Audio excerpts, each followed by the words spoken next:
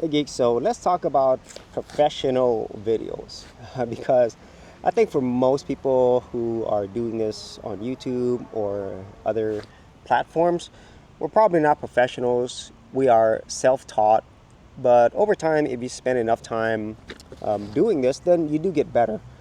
And at least for me, after doing this for more than 10 years, more than 1,000+ videos, I definitely have gotten better if I compare it to my old videos, but have not gotten so much better where I could say this is even remotely near pro level. And it has a lot to do with where my focus is. My focus for years has been on the quality of the content versus the production quality, the video editing quality. So if you are new to my channel, you probably noticed that I have a lot of videos, and you probably noticed that I have a lot of tutorial videos. And a lot of my tutorial videos are for people like myself who are beginners to maybe intermediate. But after having done this for so long, I think some people might expect it to be a lot better in terms of quality of production. And honestly, that's simply not me.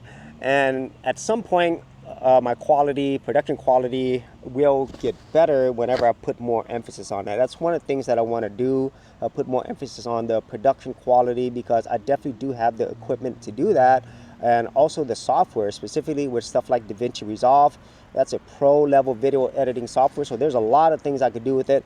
But all of this takes a lot of time, a lot of focus. And so that's going to be my next step, is focusing on really learning to improve my production quality, especially considering I have the hardware and software to do that. So that is my next step.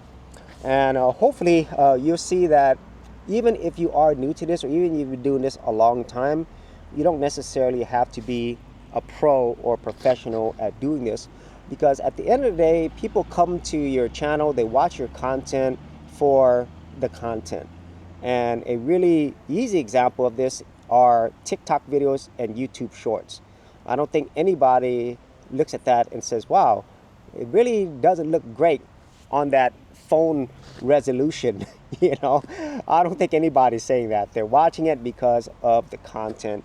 And I think that is the most important thing that I think anybody who is a creator or is thinking about a creator should take away from this. It's not about the hardware and software. It's about the quality of content that you provide and the value that you provide to the world.